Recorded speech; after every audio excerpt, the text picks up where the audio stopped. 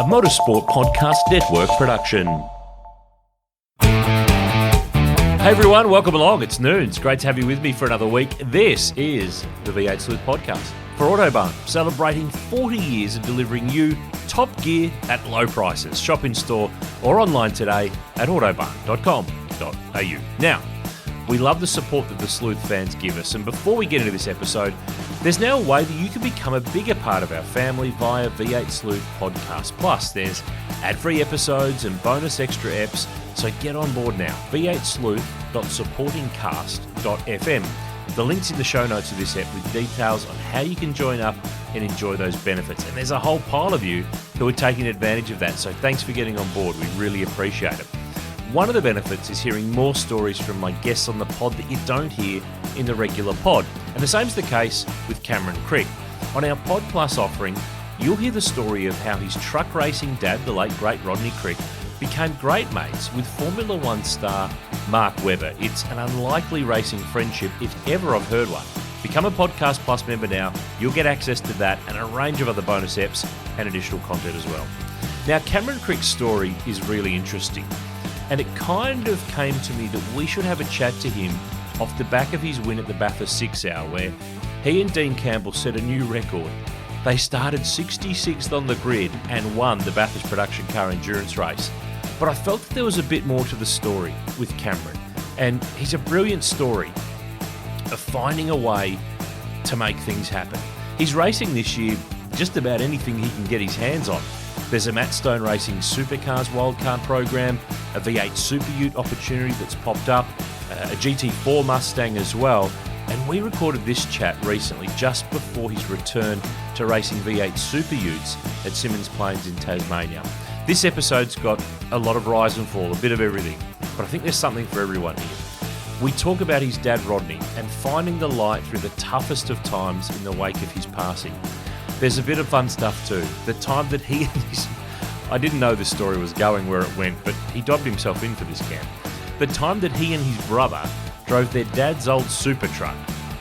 It didn't go well, let's just put it that way. The details are in the pod. And how he dealt with a rough period in recent years, as he struggled to figure out just why he was racing and who he was really racing for. If you're a young, aspiring and up-and-coming racer, please listen to this episode. It will make you understand that there's far more to just driving fast and putting a sticker on your race car to get anywhere. There's so much more to it. And Cam's a guy I think you can really learn from of how he's approaching things and what he's done so far.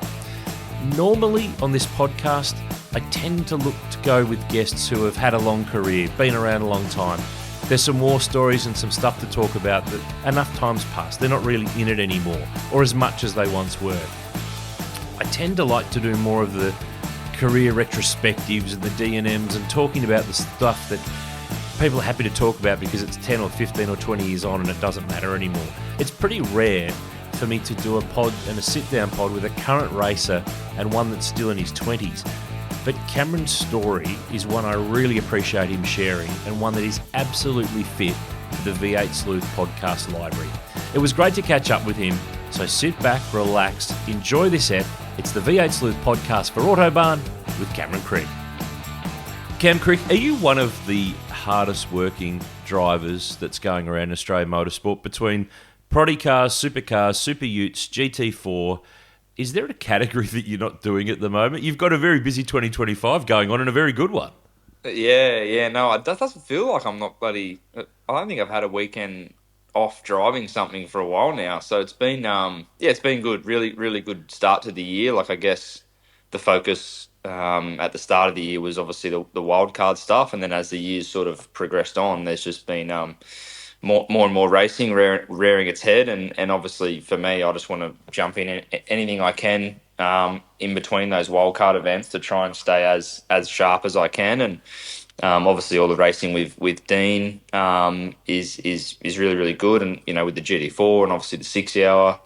Now I'm jumping back in the ute, so yeah, busy boy. So it's good too. Obviously, I think all the cars I've driven this year are quite different to each other. So I'd like to think it sort of keeps me quite versatile, and I feel like I'm getting, I guess, my business to the point where it's I'm making money out of the whole thing, and it's not sort of costing me, I guess, what it was back in the day to try and get to this point. So I guess it all feels like it's paying off, and I guess so this year so far so good.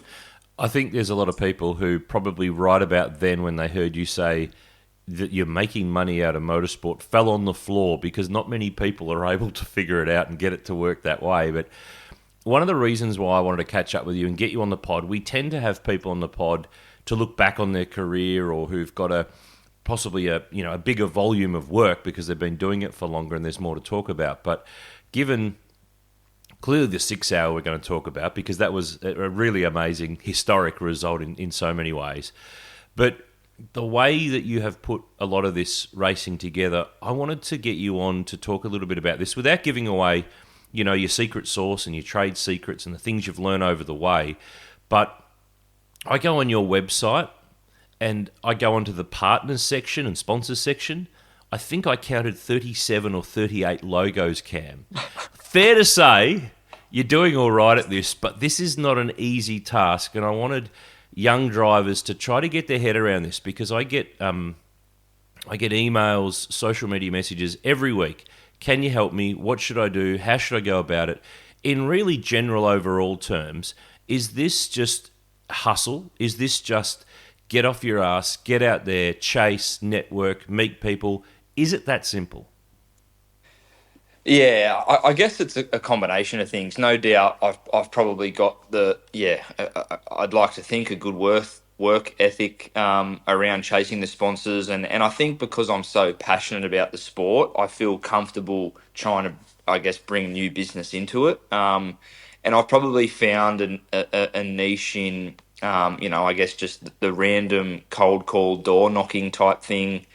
I've probably never done so well at, so I don't do a lot of that, I guess. But I guess building relationships with current partners and then meeting people through them and making sure it's a right fit for their business with their suppliers or customers or whatever. It's, I guess, because when I started in the 86s back when I was 18 or 19 or whatever I was, I knew that the only way for me to continue doing it was to, I guess, find my own sponsors. So I feel like I shifted the mindset, from a quite a young age, and probably, I guess, early days took away from my driving and my focus around driving the race cars more than I would like. And there was probably some results I'd sacrificed because I was there, but not mentally there from a race driver's point of view, because I just had so many things going on in the background, and I probably still do now, but I've probably just gotten a bit older and more mature and know how to manage it more, and I've got, I guess, more systems in place with a social media girl and that does stuff for me, and like my mum does all my contracts and invoicing and books all my flights, and so I've got it to a point where it flows a lot more, but it's taken quite a long time. So I guess there's not one thing in particular, but I think the thing for me is I love it. I'm so passionate about the sport, and I actually enjoy. I think when I started, I had a lot of family, friends, and people that knew us. Put in 5-10 grand just because they wanted to see me get going. But as much as I was grateful for that, I sort of pretty quickly started to feel. I wasn't fully comfortable with people just putting in money just to help out. I really started to think early days, okay, like that, you're putting some money in, but like what can I give you back? Whether it's a business to business connection, or you want rides at a ride day, or whatever it was. I was pushing to give back instead of just putting my hand out. Not saying that's what people do, but I think that mentality probably it painted a picture of me to the sponsors that, all right, this guy's going to work for us on the business side of it, not just take our money and go car racing. So it's been a long process, and definitely had my moments where I just like, this is it's all too much. It's too much money to find and whatever. But I'm sort of glad I persevered and kept plugging away, because it's taught me a lot about, I guess, business and relationships, and also car racing, I guess. You hit on something just then that really caught my ear. You talked about yourself being a business, and I don't think that there's young drivers who would quite understand this. Perhaps if they're, in the junior categories, they might not be able to really grasp that. But I think that's a really important point you've got there, that you've actually identified that Cameron Crick, yes, is a racing driver and a great young fellow and all that stuff, but he's a business, as in Cameron Crick Inc. And I think a lot of young drivers, if they look at it this way, they'll get a lot out of it, because you just hit on the other thing that I like to do through my business. It's not a case of me turning up to a partner and saying, I need 50 grand or I need 20 grand. I need that to do what I need to do because that's what that costs me. You're looking at to go, well, I need to find X dollars to go car racing.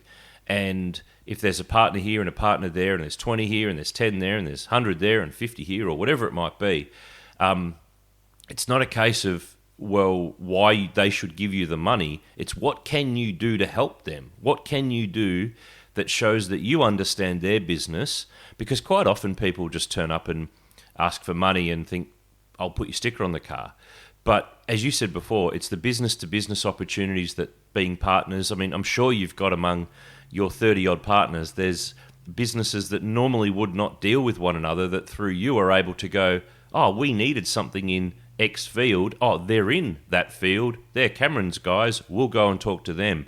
Those are the things that, if there's any young drivers listening, there's a little bit of a secret sauce and a little bit of a key to maybe how you treat this and how you mentally approach this, rather than going out there with your hand out. And look, you do have to have your hand out to a degree, but you've also got to be able to use the other hand to then supply something back the other way. And sometimes that's, an opportunity that they'll never get any other way, a connection to someone, an experience.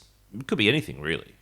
Yeah, totally. And I've probably had to find a balance with it too, because I've also, I think I said before, obviously there was sponsors that just wanted to put in money to support what I'm doing, and I've still got, but now I guess my profile's built a bit more, and I've got, a large scale of sponsors. There are some, partners that say, we want to go on the car and we want to be at the rounds, because naturally they sort of think now business will come just from sort of being involved. So I probably don't necessarily have to work as hard for each and every one of them as much as I used to, because there's, the platform's grown, and that's probably something that I've had to learn, because I do have this mentality of wanting to work for each and every one of them. And make sure they get something out of it off track. So it's also been a little bit hard for me to put the tools down a little bit and just trust that they will, I guess, get something. Even now with Dean, he's obviously spending a lot of money with the GT4 and the 6 hour car and everything like that. And his business is going strong, but it's probably not yet at the point to spend the money that he has on racing. But he's also trusting the process of having me along with him. And now obviously I'm racing the Utes this weekend with EFS, and now EFS and Dean are talking from Dean doing the freight for EFS for all their suspension stuff, and those conversations are starting a lot easier than probably what they were. But I had to do what I've done to get to this point where it all, I guess it's like any business. You grind away and you feel like it starts to pay off. So it's definitely but I think that mentality has helped around like making sure, and I definitely make it clear to the partners too. It's sort of like, well, why are you trying to do so much for us? And it's like, well, there's no doubt that the reason I am trying to do that is so you give me the funds to go car racing. I feel, I'd like to think I'm a giving person, but I guess at the end of the day, it's because I still want to go car racing, and I make that clear. So, we're still open and honest of what we both want to achieve, but at the same time, I know they'll stay interested and invested if there is a return from not just having their sticker on the car. So, as you touched on about me calling myself a business, I probably, from a young age as well, I thought, even if I just went full steam ahead on simply fitness, driving, focusing on being a racing driver, you just don't know You see guys that come and go pretty quick these days. Obviously, it's quite a ruthless sport. So I also made the call pretty young too to try and set it up where, even if I'm not in supercars full time or whatever the case may be, I can race for a very, very long time because I've built up a business in the sport that, sponsors are making money and I still get to drive. And so I'm probably not thinking the next 5 years of the possibility of supercars, but also thinking hopefully still in my 40s racing. It could be Utes or it could be Porsches or something because I've built the business up. So it's definitely it's definitely hard mentally to think of all those things. But as I said, I feel like the older I've got, the more mature maybe in some ways I've got, it's sort of felt like it's gotten a bit easier. If I was going to guess, Cam, when you talked about when it got overloading, overbearing, bit too hard, so much money to find, hard to juggle it all, if I'm guessing from the outside, I would guess Super 2, where you took that step up, you'd done Toyotas, you'd done some Super Utes, you did a bit of Porsche stuff, you spent a couple of years with Egglestons in Super 2, and the results kind of stayed at a certain point. They didn't really, you didn't penetrate to the podium or the top 5 or the top 6. You were, top 10, teens, in that sort of realm. Is that, looking from the outside, an accurate sort of summation of where you'd kind of hit that wall of, I'm putting all the effort into, basically spend all my energy to bolt all the money together, and by the time I get to do the car racing bit, I'm pretty much fried? Oh, totally. Yeah. I think the first year, and I must say, doing it with Eggleston was I guess in some ways a lifeline of the reason I persevered, because they were, they're like family to me now. They made it a lot easier with the structure of the payment plan and staying with them, and just it didn't feel just like a business transaction. And I think as hard as it got there at some of the times, if it did feel like that, I probably would have bowed out, because I'm just like, I'm not, it's all too much for me. So I guess the first year of Super 2, as you said, sort of in the 10, hanging around the teens, and it was so much money to find, and I didn't have all the money at the start of the year, but I sort of committed to it. And I think, what was I when I was doing Super 2, maybe 23, 24. Oh, because you're so old now. Now. Yeah, it was only a few years ago, I know. But I think I started to feel like, and the mind games probably started, right? Like I was, call it 24 or whatever it was, but there was guys, like Kai beating me, and he was not even 18 yet, and it's like, well, hang on, he's and no disrespect to them, he probably had a bit more financial support. He was a fair bit younger than me.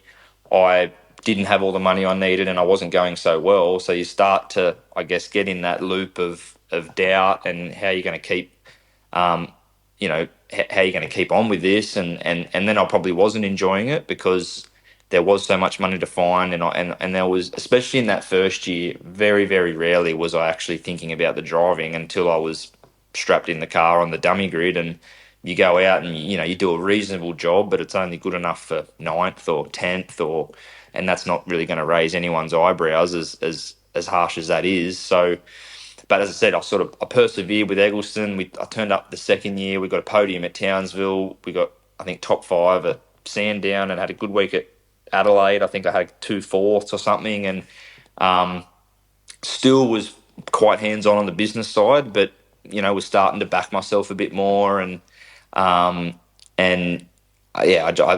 glad I persevered, and Eggleston were a big part of that. And I think the ZB was a the car was pretty well fresh from Team 18, and I think it was Winterbottom's car that I got in for so it was a pretty good car, I reckon. And obviously Kai won the championship, but there was a lot of times where we were quite close. And then I probably started to build the confidence again from a driving point of view, and I feel like since that was a bit more of a turning point for me as well. But persevered, and I'm definitely glad I did. Was there a point in that little period where you thought, this is just way too hard, I am going to stop doing this, or step it down and do something that's easier? Yeah, I think it was Townsville 22. I I ended up I got a fair amount of damage. I think I come together with Blanchard maybe at the start of the race, was getting a flat tyre and went from maybe 7th or 8th back to the mid-teens. Then I had a coming together with Nash Morris and hit the inside fence, did a fair bit of damage. And I know Eggleston were really good at that's going to still be in your damage quota. Don't stress, we'll get it fixed. And but then I remember leading into Sandown, I'm pretty sure we had Blanchard on alert to basically drive for me at Sandown in the Eggleston car, because I was just off it. I was just, especially after Townsville, the damage, the way the weekend ended, and I probably didn't have the funds completely to get to Sandown. And I think between Rach, Ben, and myself, we had Blanchard ready to go if I was going to completely bow out. And then, a few weeks went by, and then I got another partner for the doors of that round, which sort of helped a bit, and we sort of persevered, and I ended up still doing Sandown, and then led into Bathurst and so on. But it was about that mid-year 2022. I was just like, I think I'm just going to sort of stop here and just, whether it was just go back to utes or go-karting or whatever it was. And I just didn't have a real clear outlook on where it was all going. And I was just probably in the moment, it was just easier to stop. But I'm glad we sort of put in, between Mum and Ben and Rach and myself, we put in a really strong procedure to get through the year. And if we got, and it was sort of like, if you get to the end of the year and you're still feeling that way, let's not worry about it. But then I started to, just get a bit more momentum, and as I said, we persevered, and things started to shift. And here we are, a couple of years on. You've won a Bathurst 6 Hour. You've made your Bathurst 1000 debut. A lot of this stuff probably doesn't happen if you sort of fold your cards back a couple of years ago. But let's talk Bathurst, because the 6 Hour was sensational. I mean, anytime you start a race 66th on the grid and win is a hell of a day. Have you had a chance to really sort of soak in that win that you had with Dean Campbell, how it all happened from so far back on the grid, the one-lap shootout at the end with Jaden Ojeda? Have you had a chance to decompress a little bit? I know you've been really busy this year, but did it even surprise you too at how much reach that thing had and how many people saw and knew about it? Oh, it was like a dream come true day. Like, I know it's not the Bathurst 1000, but it's definitely one of the marquee events that Bathurst has. And I've had that. I actually had that vision pop into my head a few times of like me and Dean standing on the top step, because we did it in A class a few years ago. And I remember saying to him, we have to try and do this outright now. And that's when he obviously built the BMW and all that. But like I it has been pretty busy ever since, because I think I got straight back up to the Gold Coast and tested the ute, and then back down in Sydney for GT4, and so it's been pretty busy since. But probably hasn't fully sunk in, I guess, because it was just how the day come and gone so quick, as you said, like where we started and the lap record on the last lap, and the tyre failure, and like just so many moments where I thought, oh, this is not going to happen here.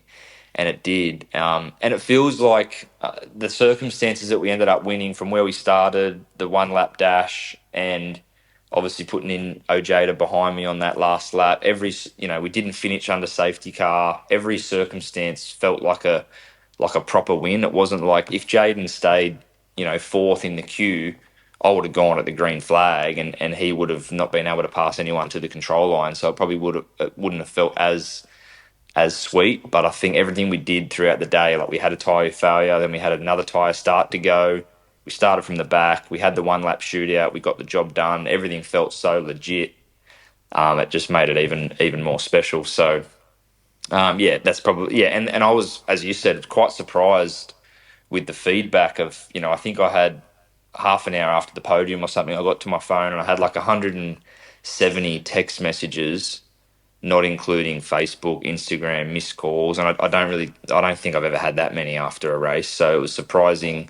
And the broadcast was really good, obviously, and it was Easter weekend. It was on Fox and KO, so it all fell into place, and it was unreal.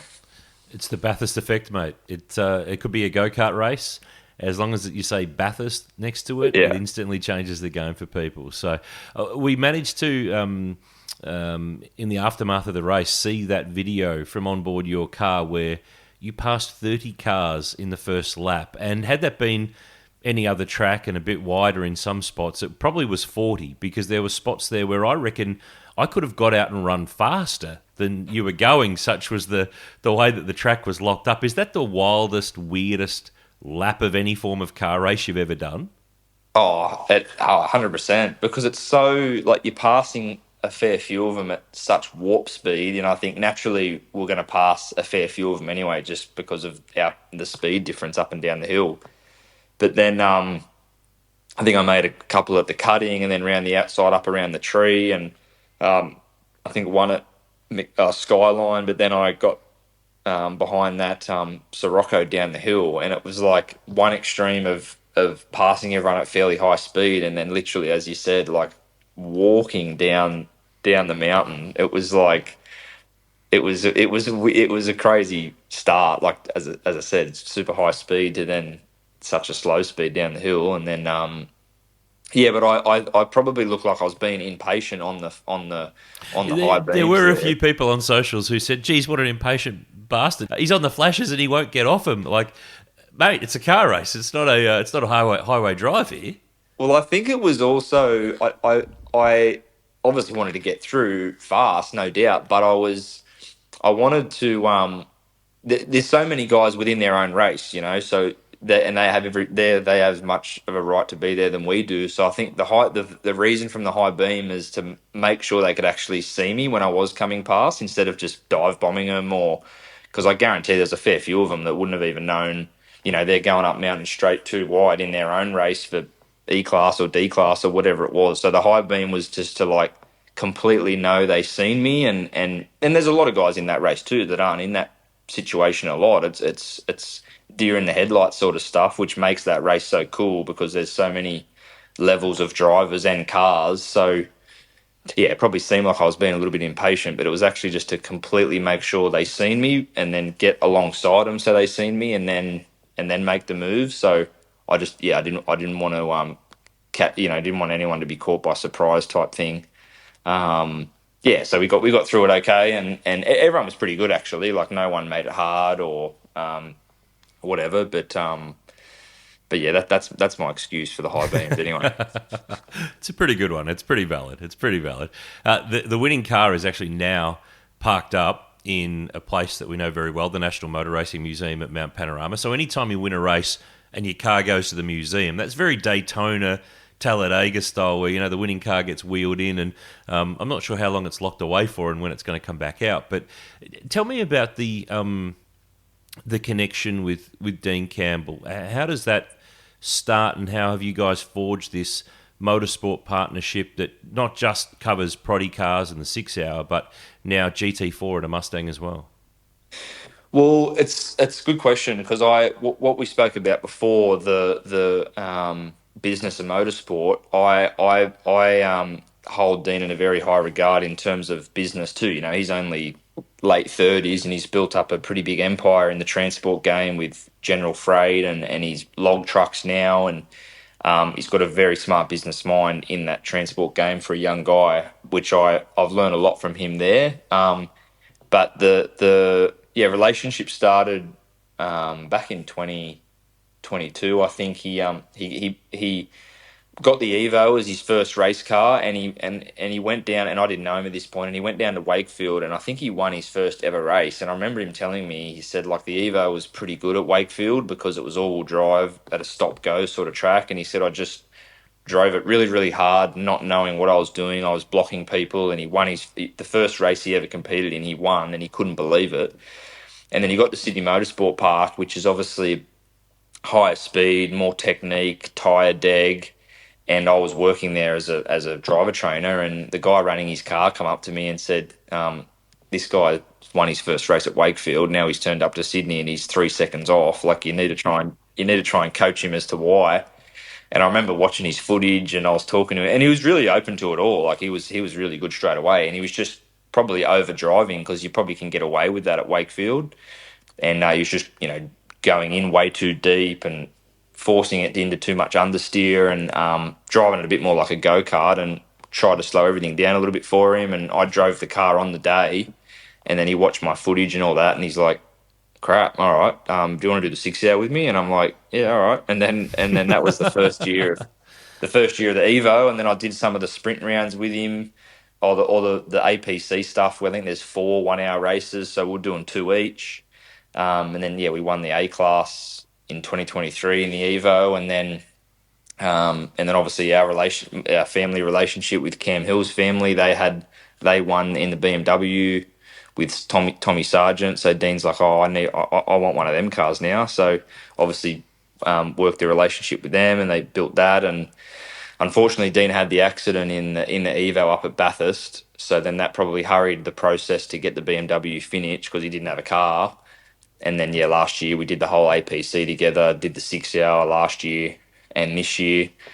And then now he's bought the Mustang. So he's definitely sometimes says to me, he goes, I thought I was just going to get the Evo and do a bit of racing here and there. And he goes, like, once he got the bug for it, he's in deep now. So it's escalated. It's definitely escalated. That's for sure. It's a drug, and once it's in, it's very hard to get it out. And this is one of the reasons why I wanted to get you on the pod, not just to talk about the 6 hour and the supercar stuff, and we'll no doubt talk about your dad and truck racing and all that cool stuff as well, but to really highlight to particularly young drivers, even drivers of your, I'm not saying you're old yet, but you're not a teenager anymore, but you know what I mean, the mid to late 20s who might be banging their head up against the wall and just can't quite get things to go their way. Yours is a great story of, here you were a couple of years ago thinking, oh, gee, this is just too hard basket. And not to say that it all goes this way for everybody, but you're a pretty good blueprint, I think, for people to learn from and to use as a bit of a basis. But let's go back to, rewind way back here. Let's go back to being a kid. Are you a racing nut as a kid like so many second generation and third generation racers are, or are you into other stuff and, my dad races a truck, that's all cool? Was it in your blood early, or was it a case of something that was an acquired taste as time went on? I definitely loved race. Like I love motorsport from a young age, no doubt. Big supercar fan.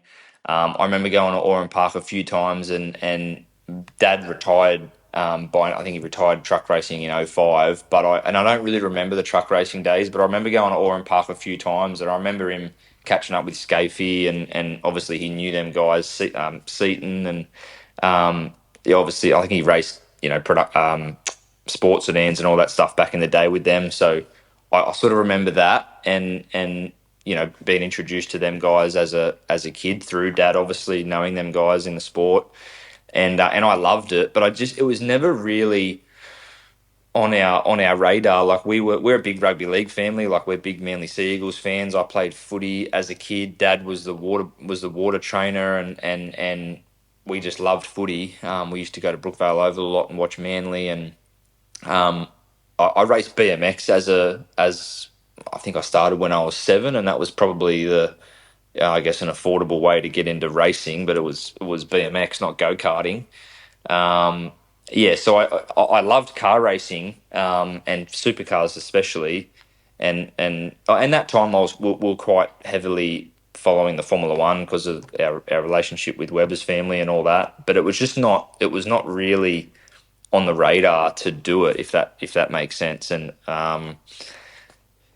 so it's played footy up until I was 16, and then stopped BMX. I think I did BMX from like 7 to 12, and then it wasn't until I was sort of like 14, 15 that I really started to ramp up the go-kart stuff. But it was still only really hire karts, endurance kart racing out at Picton. It wasn't anything massive. It was pretty cost-effective sort of stuff, and then it all sort of kicked off from there. And a lot of our listeners and followers and fans of the Sleuth platform might not so much be truck fans and followers of the super trucks, but I mean, you look back at some of those old races that used to be on Speed Week on SBS all the time, and the crowds at Oran Park for truck racing, and truck racing still, it's off Broadway very much now, but the crowds that it drew were out of control and would blow a lot of people who follow the sport now, perhaps the younger generation, blow their mind. It was massive. Oh yeah, like I remember, as I said, I don't really. I remember like sitting on the hill a few times when it must have been like 04, 05 before sort of Dad finished up. But obviously we've got a heap of footage and old races, the Speed Week tapes and stuff like that. And they reckon probably late 90s, like 95 to 97 ish. They got bigger crowds sometimes than the supercars, not by much, but it was huge, and especially for the where I grew up in the Camden Narellan area, like that whole Oran Park thing was massive in truck racing. Back in the day, it was huge, really. So it's a shame, obviously, that sort of slowly fizzled. But it was a big thing, and obviously Dad raced Bathurst as a privateer a few times, and I think he did the Gold Coast a few times in supercars. But the biggest standouts for him in his career was truck racing. That was, he had the sponsorship with Shell and Volvo, and I think he was 6 or 7 times Australian truck racing champion. As I said, like the race fans these days, as you said, mightn't know too much about it, but there's still a lot of people that come up to me and say, "Oh, it's funny." Like I get a bit 50-50. It's like, are you Rodney's son or are you Greg Crick's son? Like which side? So it's quite cool that people still remember that stuff, and even for Greg, like he's a distant relative, but we still talk a fair bit. But it's funny how people ask the question. But yeah, truck racing was huge back in the day. Yeah, and he did. I think it was 6 Bathurst 1000s, which was a few more than probably a lot of people might have thought. But there was, he did the Better Grow car with Neil Shembry. He was with David Truckee Parsons. There was a few years there with Mike Imrie, and we'll talk about that actually because you got to drive that car some years ago, which was cool. I think he did one with maybe Peter Gazzard in the Imrie car late in the time. So, he didn't just do it as a one-off kind of one and done. He actually was a bit of a regular up there for quite a good period of time. We got to, you talked about before about your BMX racing and league and all the stuff you did as a kid.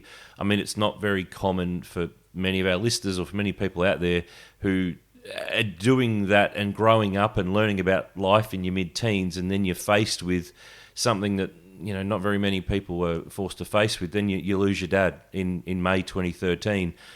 I guess that just flips your whole world, whether you're riding a BMX bike or you're playing rugby league or you're trying to be the next Bathurst 1000 winner. All that stuff kind of goes out the window in an instant, doesn't it? Yeah, totally. Like I think and that's the thing with when I started go-karting, I don't even really think Dad was around much. It was probably more my mum's dad, Rob, who also, Rob Russell, he raced trucks back in the day too, but he probably more got my brother and myself into karting once Dad probably passed away, because it was more of a something to keep us busy and to this is what the family grow up doing. Like it was more introduced a little bit after Dad passed away. I remember him watching a few times out at Picton and a few hire kart races I did at Minto, and I remember him turning up after work a few times when there was this karting championship thing that Minto were doing on a Wednesday afternoon, or I think I was 14 or something like that. But yeah, I think I was 15 when Dad passed, and obviously my brother was nearly 18 and my sister was 13 or something. So yeah, definitely threw our whole world upside down, and we had a very lucky upbringing. As I said, we raced BMX, played footy, we had a holiday house, we had a ski boat that we'd use every summer, and it felt like everything was trucking on pretty well for our family. So and it is probably a hard age too, because I guess 15, unfortunately you do, I'm 28 this year now, so you definitely do start to forget things. But yeah, I still definitely have a lot of good memories of fun times we had. But yeah, and that sort of in the early days probably spurred me on. I remember telling myself very soon as to when it all happened. I remember telling myself, it's okay. I'm gonna be the one that keeps the Crick name on in racing, and I'm going to do him proud, and I'm going to, I guess, take on all this stuff. I think my brother he already started his trade as a builder, and he was actually a really, really good go-karter. Actually, he was probably, we always used to say he was naturally better than what I was, like straight out of the box, but he was just he probably didn't have that fire to chase it, because he already, chose his trade and was going with that. So, I remember telling myself that really early days, and probably I probably dug myself into a hole nearly, I guess. I remember, as I said, as soon as he passed, I'm just like, yep, I'm going to chase this and chase this and chase this, and probably didn't, I guess, process everything like I needed to. And at that age, it was probably hard to anyway. And hence why I got to that point in 2022 with Super 2, where I feel like I just spent, at that year, it would have been 7 or 8 years since he passed, just trying to do everything I could to keep the Crick name going and make him proud. And it really forced me into a point of like, hang on a sec, I haven't really processed this all properly. I'm not really enjoying it. Why am I doing it? Like, am I doing it just because he did or whatever? So I had to go through some, I guess, dark times to really find myself as a person, nearly as strange as that might sound, and process things a bit better, and put the tools down for a while, and really just realize, I guess, there is more to life than car racing, and I didn't have to be a racing driver for him to be proud of me. So yeah, there was a lot of question marks in my head and realizations and tough times. But as I said, like, glad that I went through that to, teach myself a lot of stuff, and learn more about, as we spoke about before, the business side. And it was a big hurdle, and as I said, glad I sort of knuckled down and persevered, because I now know that I have more clarity on it, that I am doing it because I do love it. Like, I couldn't think of my life without it. I love the sport. I just love the sound of the cars even when I'm not in them. Like, I love everything about it. So, and clearly I've got it in the blood. But I guess through those teenage years, I probably was a bit unsure why I was doing it. And yeah, those, I guess, tough times taught me something, and another thing that I'm glad I sort of persevered with. It's one of those things you just kind of had to. You found your way, but you really needed to know why you were finding that way. So I guess you've kind of got to that answer now in the last couple of years as to what's going on. How does and I'll preface this by saying that we did have a little touch base before we sat down to do this, but the circumstance. I mean, you're young. I think you're 15. I think, weren't you, when your dad passed? So and I don't want to. I hate to be the prior and the digger and the going around the edges sort of thing, but the circumstances around him passing away obviously are an added element in all of this. Just not just the fact that you lose your dad at such a young age. Yeah, and I definitely it definitely was something that caught us by surprise, and obviously something that you don't wish anyone to go through, but also highlights how people can be thinking when they're in that state, and you just don't think that clearly they're not themselves in those moments, and I think something that when I went through some, I guess, dark times myself, and might go through again down the track. You don't know what life's going to throw at you, but I now know from some of my own, I guess, thoughts and journeys and all that, there is a light no matter what. There always is a way to dig yourself out of something, and unfortunately, obviously, people don't see that at the time, and when you sort of have, I guess, thoughts yourself that are quite dark and unfortunate, you probably tend to think, you can see where people can sort of get themselves in a bit of a trap here. Not that I ever thought to that level for me, but when you are in a bad place, you do then you compare it to when you're in a good place, and it's such a different mindset. that mental health is genuinely a real thing, and it's obviously taught us a lot, and you have to be able to talk about it, and nothing's ever too silly to bring up or to talk about or to reach out to someone, and as I said, like I a bit of that, and I know it was there was a lot of the stuff in 2022. It was based around the stresses of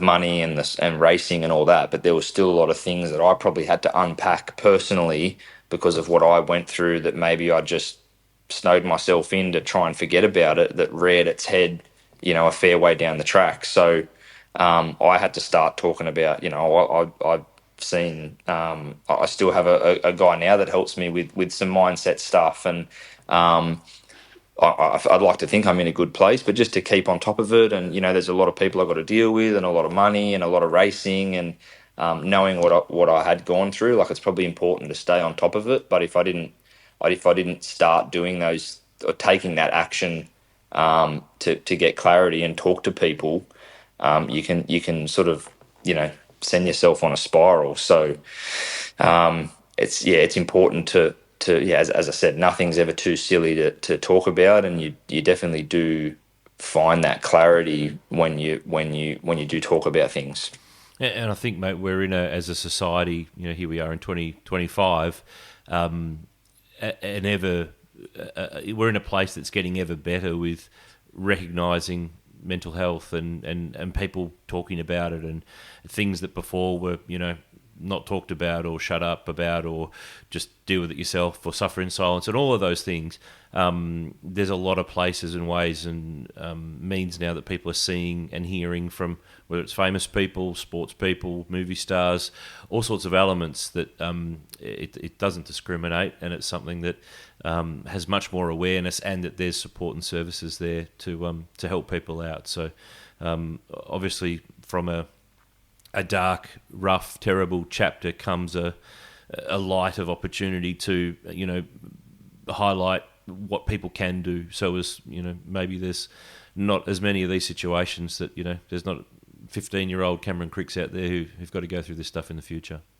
Yeah, no, totally, I agree, and yeah, good to touch on, because even just as much as social media is a way of marketing now. It's the way of the future. It's people are making money out of it. It's what's in society now. But there's so many things that can, you people are now comparing themselves to. I'm not saying it's the mental health thing's worse than what it was back in the day, or what whatever. I'm probably not sure exactly on stats and stuff, but it's very easy to, as I said, find yourself in a trap and comparing to other people. And every time you turn your phone on, it's I guess everything on Instagram and Facebook, most of the time it's all happy photos and videos, but you really don't know and that's probably where I continue to build clarity on things for myself, because you see all these things of other people and you start comparing yourself to, and you just got to know you're on your own journey, and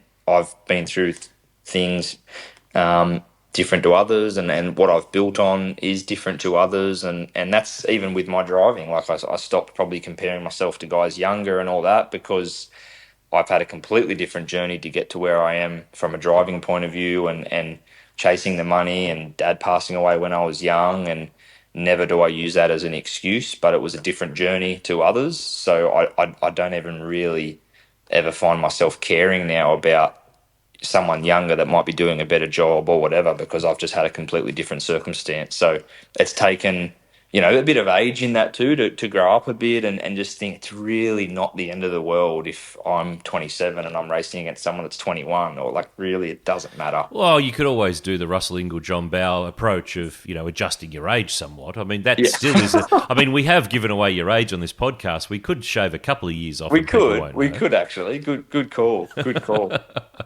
Something that was also cool, back when you were just about to start Super 2, so that 2022 year that we talked about a bit earlier, you got to drive an old supercar. And most current supercar blokes would say, I don't want to drive some old shitbox. I want to drive the next fastest car. But you got the chance to drive the car that was the Mike Imrie Armour All car that your dad co-drove with him at Bathurst in '98 and '99. So you're a '97 model, aren't you? So you were only just arriving in the planet and very, very young at that point. But what was it like to drive that car? I mean, completely different to the lovely ZB, sequential gearbox, all that stuff. It must have felt like a time warp. Oh, we're spoilt these days of supercars because I drove that and the amount of work going on and is crazy. Obviously the H pattern and the brake feel and how the car moves around. The old supercars back in the day are a lot different to what we have now. So it was quite special because I was running one of my own track days down at Wakefield with Lancaster Motor Group, one of my sponsors, and a gentleman that I do track days with, and he brings some cars to my track days. We ended up getting quite friendly because I've ended up figuring out that he owns that Armour All car, and he brought that down and a few other cars, and he said, and I was doing rides in the Super Ute, I think, and he said, as soon as you finish them, you're jumping in this car, and then I think that you guys at V8 Sleuth did a story on it, and it got a bit of publicity, and Mum and my brother and sister were there too, so we all got a photo in front of the car, and that was quite special, and did a few laps. So yeah, very very different to the current supercars. As I said, we're spoilt these days with everything we've got in them, but yeah, no, it's quite cool, like just how they move around a lot, and I don't know if it was the greatest set of tyres on it, but you sound like a real race driver with that one. Yeah, I know. I was skidding around and locking brakes and doing all that stuff, but no, it was very very very cool moment for the family. No, it's great that we can see these opportunities where the past and the present can be connected together. It's something that's pretty cool. Do we know, are any of your dad's super trucks? I mean, I remember that Shell Rimula number 7, the big Volvo. Are any of those, and I'm definitely not the V8 truck sleuth or the how many cylinder sleuth, but are any of those big rigs still around? Do we know that they still exist? And have you seen them? Could you ever drive on one day? There's one, the left-hand drive one he drove towards the end. I think he's still racing now. It looks a little bit different, but I'm pretty sure Pop has told me that's the truck Dad had maybe from like '03 to '05 sort of thing. But the most popular Volvo from sort of early '90s to probably 2000, the N12 that was Shell Rimula, and the one that he probably won most of his championships in. It's I actually have a funny story. I'm going to throw myself in it here, but we I love it. Not long after Dad passed. Dad went to a new truck in early 2000s, and this truck was owned. The Volvo that he had most success in was, I think, 3-way ownership of from TRN, which are a big civil company out here.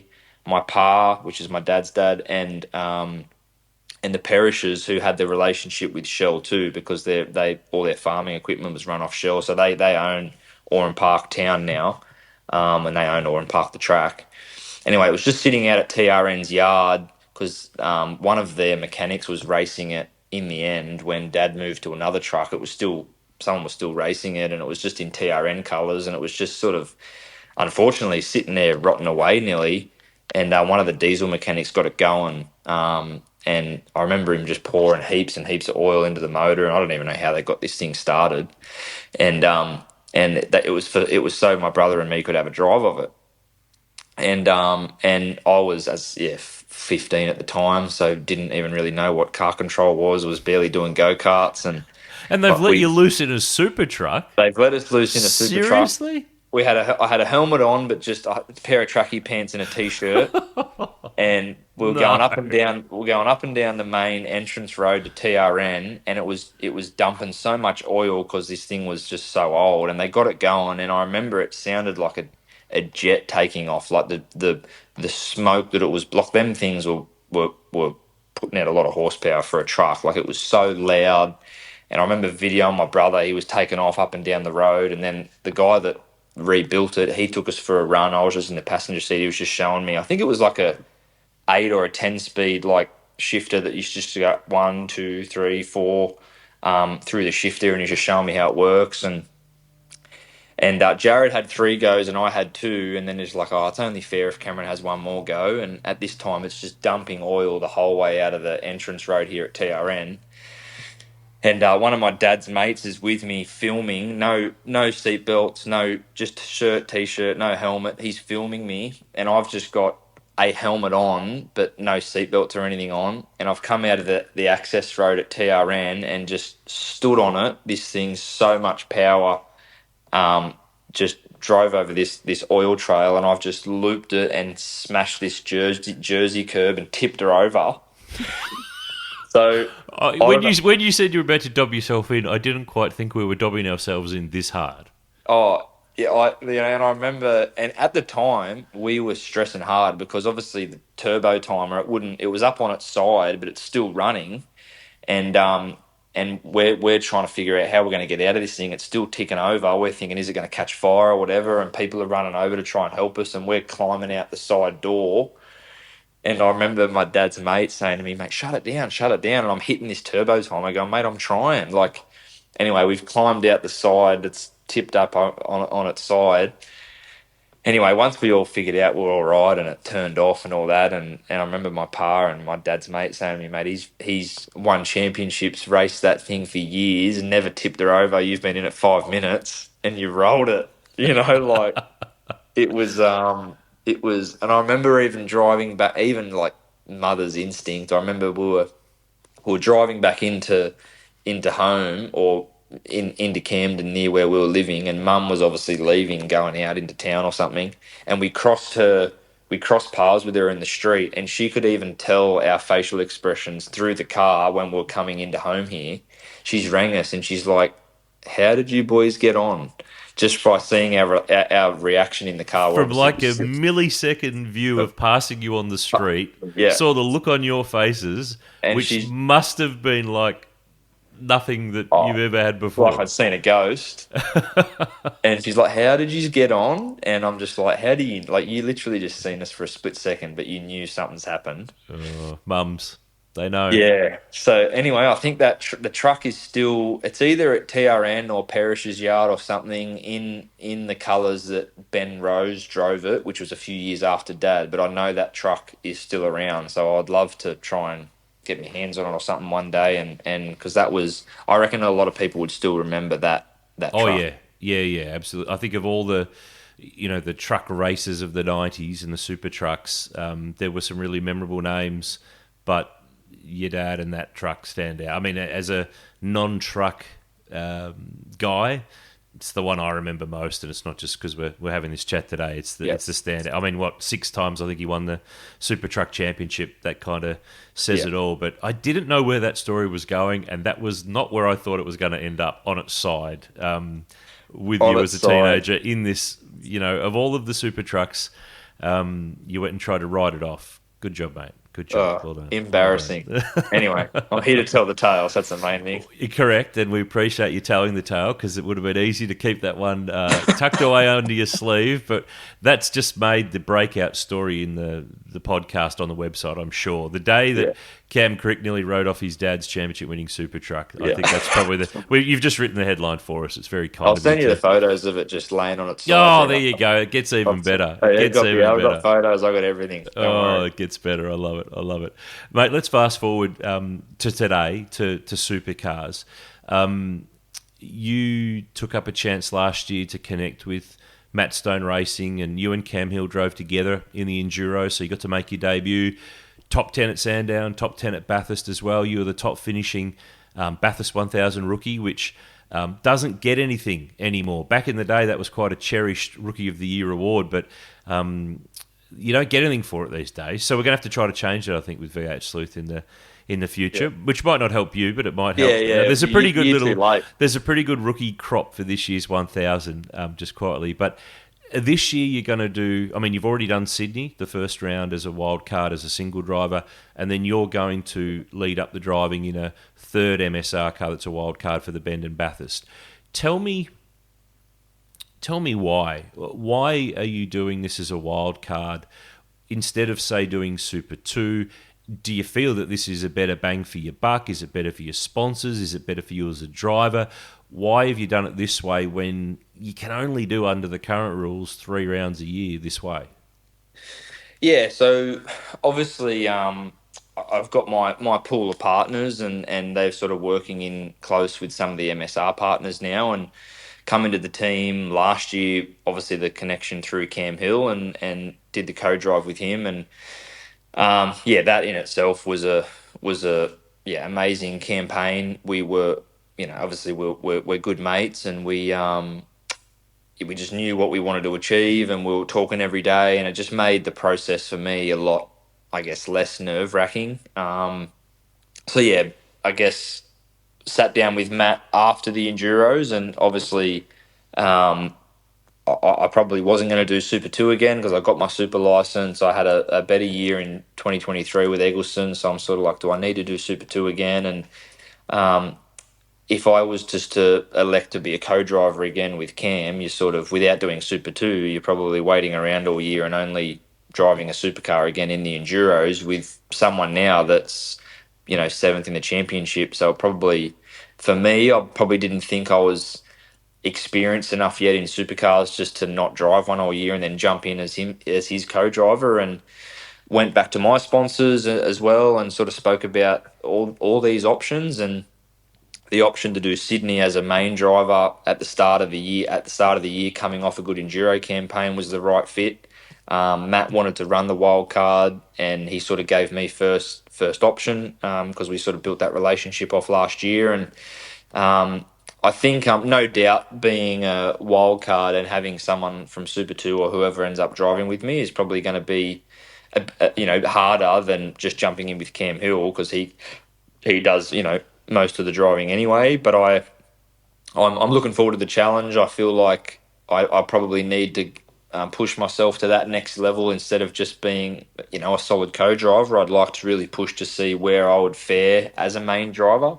I know doing the 3 rounds definitely makes it a lot harder compared to the other guys doing the whole year, but I feel like Sydney, we would definitely didn't qualify great, but I definitely didn't feel out of place in the racing. I think I come 18th on Saturday night, but I was running 13th before I got a 15-second pit lane penalty. So, I was quite happy with that. Matt was actually he was really wrapped with it too, knowing that it was my first race as a one-off as a lead driver. So, so then obviously talking to the sponsors going into the Enduros as well. With my own car, I've obviously got a whole lot more space on the car for my sponsors in terms of real estate, where driving with Cam, you might only get the windscreen banner or something else. So not that the wild card is completely up to me financially. It's sort of a combination of my sponsors and Matt Stone's sponsors. But I think without doing Super 2, it was probably the best option from a miles point of view as well. Like even Sydney, the amount of practice and racing laps I'd done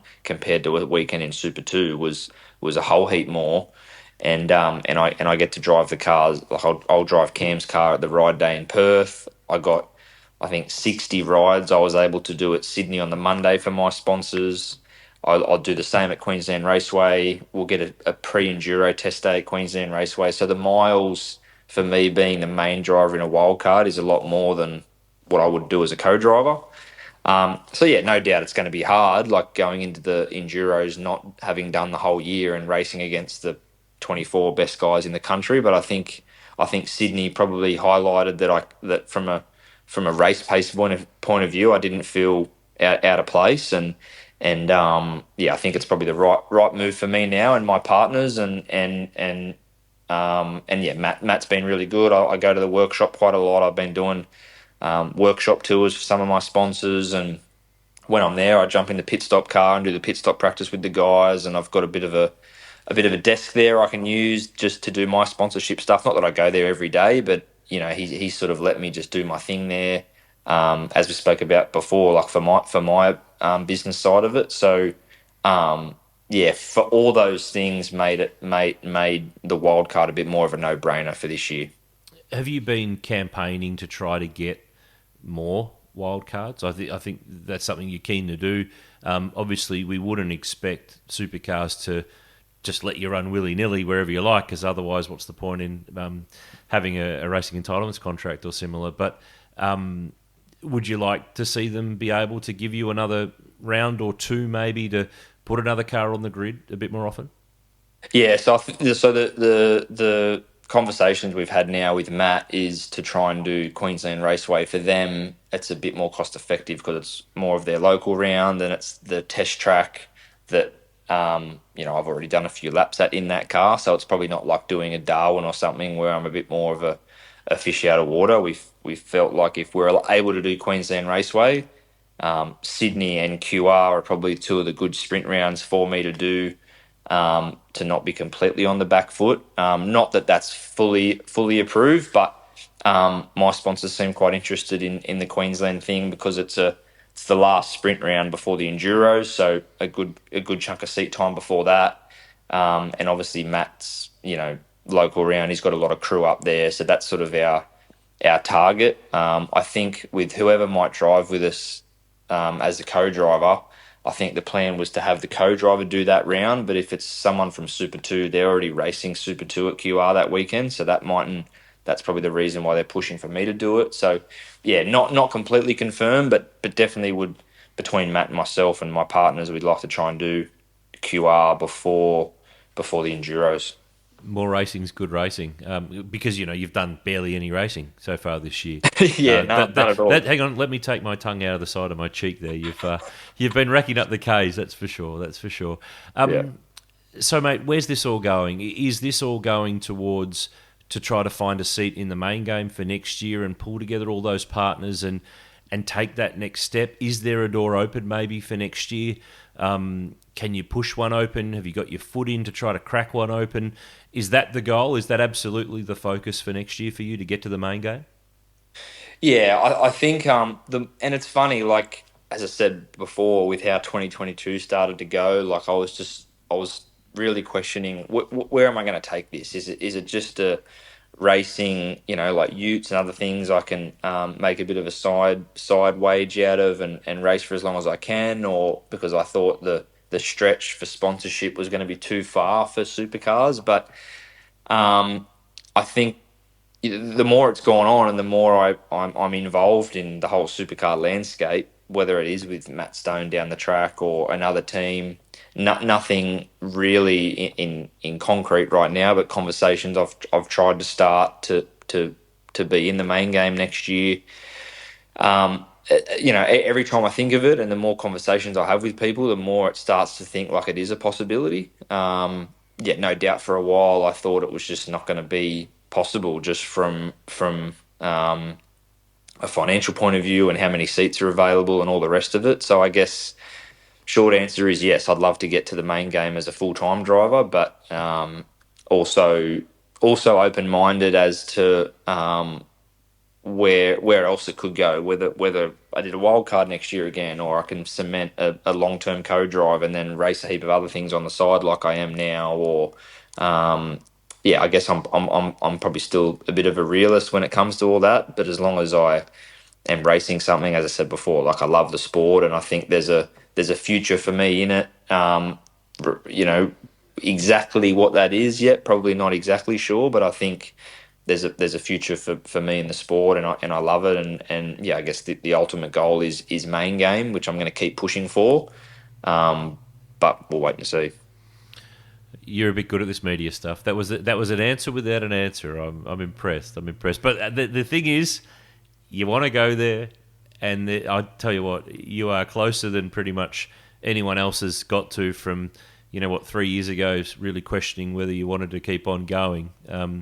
We're basically 3 years down the track, and here you are talking about that next step, which is kind of in domestic motorsport, the biggest step in terms of as high as you can get here. So we look forward to seeing how that all rolls out.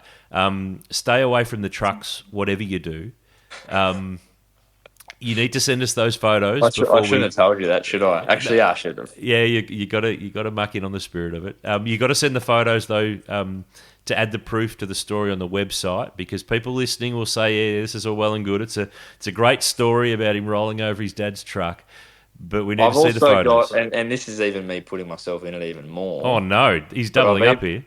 I've even got, it's a little bit blurry, but I've got GoPro footage of that actually happening. Oh my God, I don't think we need to go this far. I'll send you that too, yeah, why not? Oh, we'll vet it. We'll vet it before we do anything with it. Oh, gee, talk about driving yourself under the truck here. You've absolutely nailed it twice in a row here. I know. Mate, thanks for the catch-up. If you don't laugh, you cry, right? Correct. We're recording this just before we both head to Tassie for the Supercar round, where you're going to step into the Super Ute again. There's GT4, there's Supercars. You've had a busy first half of the year, but it's not going to slow down in the second half. So, mate, thanks so much for the time. I really wanted to get you on to talk about a bunch of this stuff. Appreciate you talking about some of the family stuff and some of the difficult stuff from back in the day. But I think there's a lot of young race drivers who are going to have learned a lot out of this one, and maybe a few older ones too, that there is a way that you can get to the top end of town. You've just got to work your ass off and get how it all works, and hopefully this starts to paint the picture for some of those young guns out there on how this kind of whole crazy caper can work. Doesn't guarantee that it always will, but I think you're an embodiment of how you go about it. So well bowled, mate, and stay away from those trucks, for crying out loud. No, thank you, mate. Thanks for having me on. And I think for me, like